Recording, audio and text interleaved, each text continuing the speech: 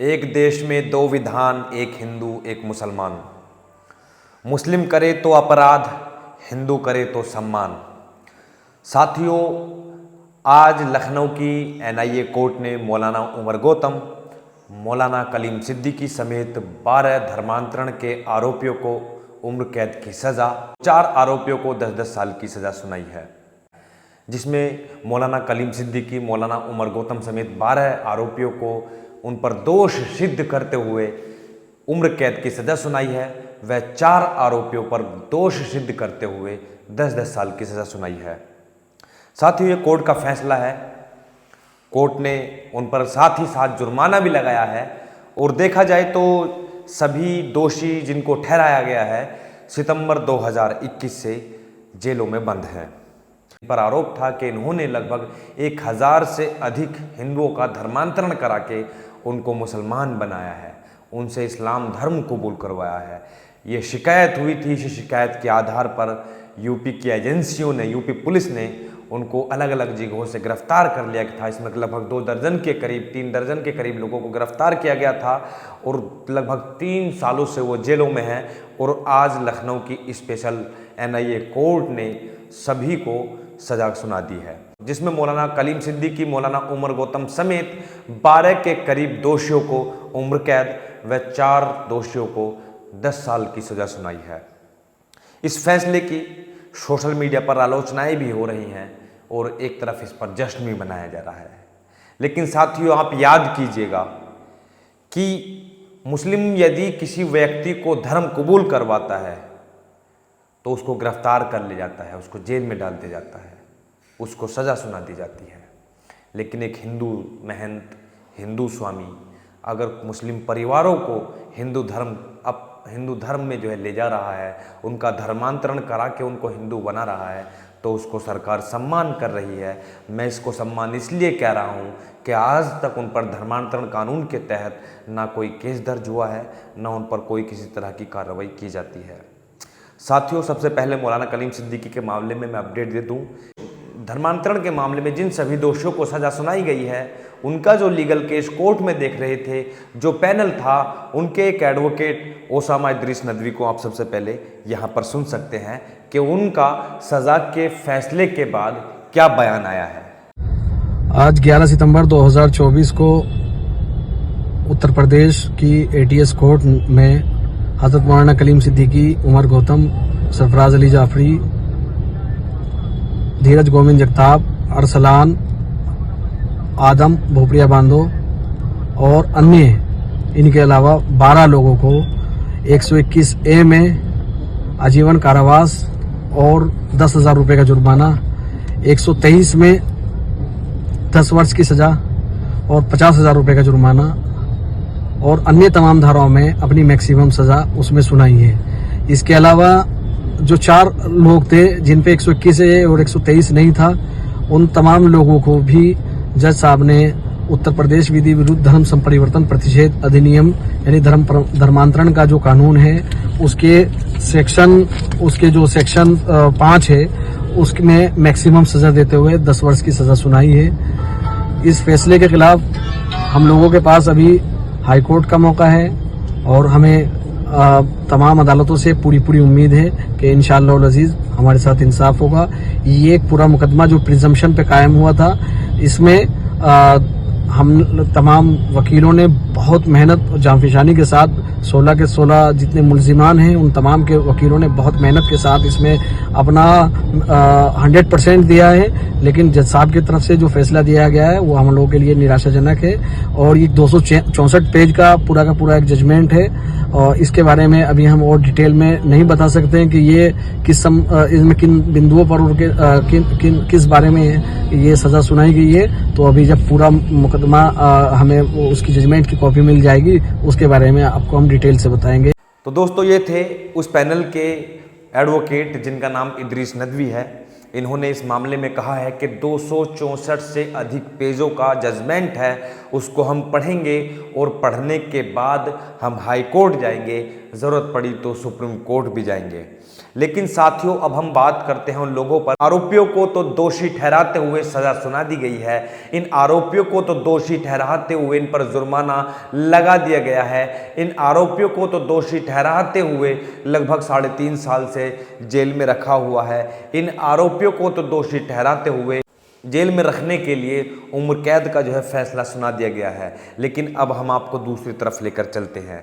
आइए देखिए, हम आपको सबसे पहले एक मामला समझाते हैं कि मुजफ्फरनगर के ब्लॉक बघरा के रहने वाले स्वामी यशवीर, जो कि एक आश्रम चलाते हैं, वो खुलेआम कहते हैं, अलल ऐलान कहते हैं कि मैंने मात्र 10 महीने में 150 से अधिक मुसलमानों को हिंदू बनाया है। वो अलल ऐलान कह रहे हैं, वो मीडिया के सामने कह रहे हैं, वो इंटरव्यू में कह रहे हैं, वो मीडिया के सामने इंटरव्यू दे रहे हैं। वो साफ कह रहे हैं कि मैंने लगभग दर्जनों जिलों से 150 से अधिक मुसलमानों को हिंदू धर्म कबूल करवाया है। और वो हिंदू मुसलमान को हिंदू कैसे बनाते हैं उसकी विधि भी बता रहे हैं। स्वामी यशवीर से जब पूछा जाता है कि आप किसी हिंदू को किस मुसलमान कैसे बनाते हैं, तो वो उसकी विधि बताते हैं, वो उसका तरीका भी बताते हैं कि जब कोई मुसलमान को हमें हिंदू बनाना होता है तो हम उस पर गंगा जल का छिड़काव करते हैं, धार्मिक अंगोछे से उसका शुद्धिकरण करते हैं और उसको भेज देते हैं, वो हिंदू बन चुका होता है। वो साफ साफ कहते हैं कि मैंने 10 महीनों के अंदर 150 से अधिक मुसलमानों को हिंदू बनाया है। साथियों, ये व्यक्ति खुलेआम सिर्फ मुसलमानों को हिंदू बनाने का ही काम नहीं करता है। आप YouTube चैनल पर रिसर्च करने के लिए बैठिएगा, आप सोशल मीडिया के किसी भी प्लेटफॉर्म पर रिसर्च करने के लिए बैठिएगा, जब आप स्वामी यशवीर सर्च करते हैं तो आप देखेंगे कि इस व्यक्ति का कई सालों से जो काम चल रहा है वो सिर्फ मुसलमानों के नाम पर चल रहा है।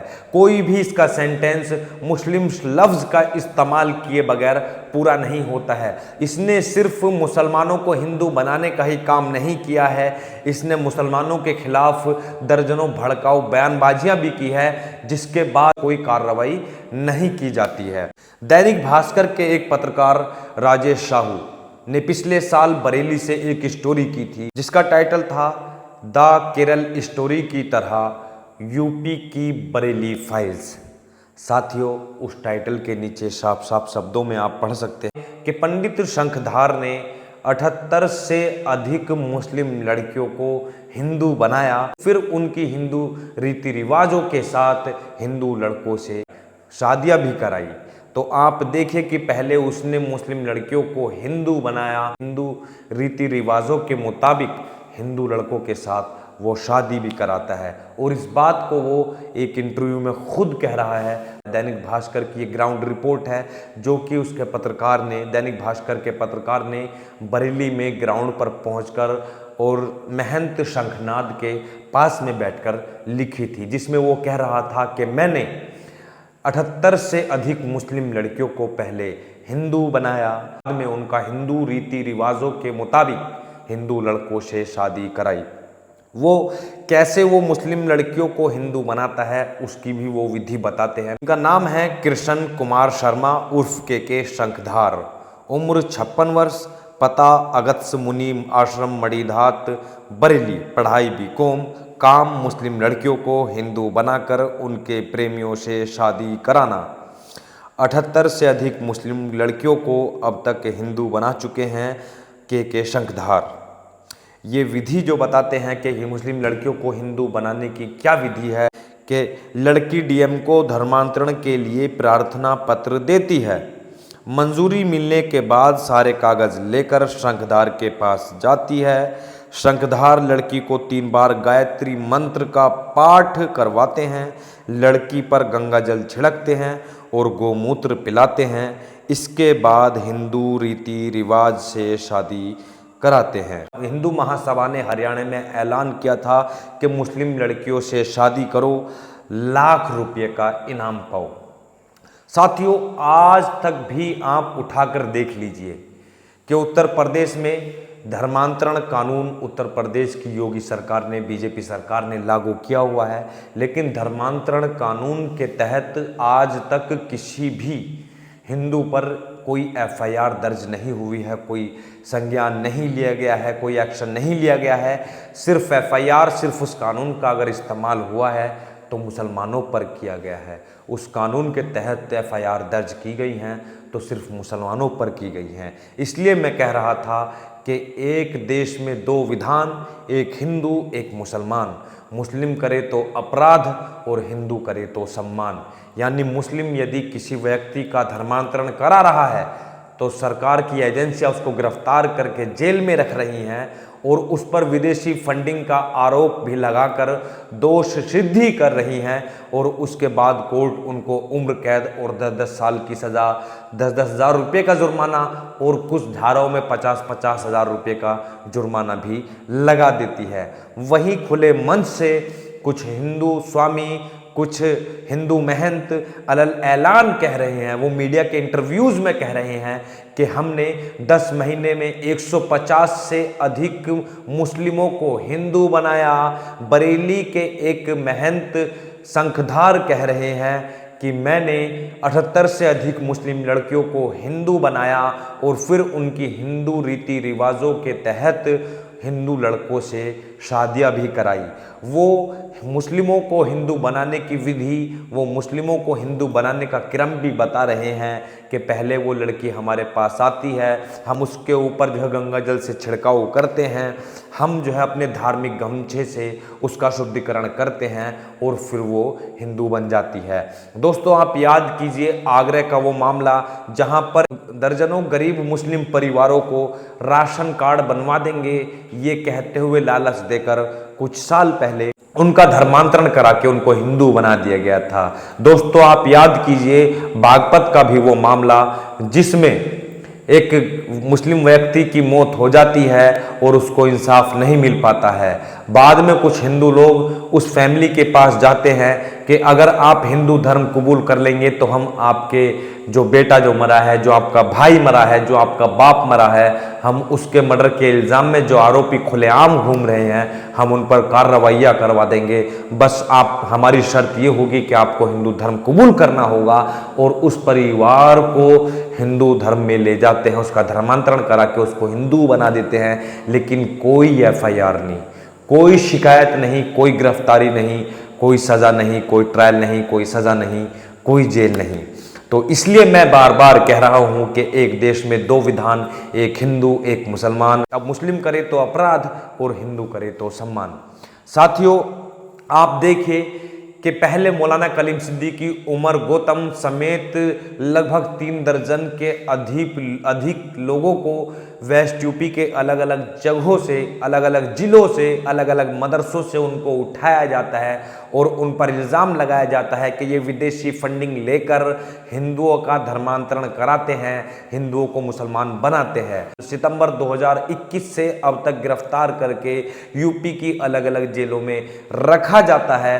और कल लखनऊ की एनआईए की स्पेशल कोर्ट के जज विवेकानंद शरण त्रिपाठी की अदालत ने, जज विवेकानंद शरण त्रिपाठी कल उनको दोषी ठहरा देते हैं और कहते हैं कि सज़ा का ऐलान कल किया जाएगा। आज सभी दोषियों को कोर्ट में पेश किया जाता है, कोर्ट में जेल से लाया जाता है और उनके सामने जज फैसला सुना देते हैं कि आपको फला फला धारा में उम्र कैद की सज़ा सुनाई जाती है, आपको फला फला धारा में आप पर 50,000 रुपये का जुर्माना लगाया जाता है, आप पर फला फला धारा में आपको 10 साल की सज़ा सुनाई जाती है, आपको फला फला धारा में 10-10 हज़ार रुपये का जुर्माना लगाया जाता है। तो दोस्तों, ये 16 के करीब जो धर्मांतरण के आरोप में जो जेल में बंद थे, मौलाना उमर गौतम, कलीम सिद्दीकी समेत 14 अन्य लोग, उनको आज लखनऊ की एनआईए कोर्ट के जज विवेकानंद शरण त्रिपाठी ने सज़ा सुनाते हुए अपना फैसला सुना दिया है, सज़ा का फैसला सुना दिया है।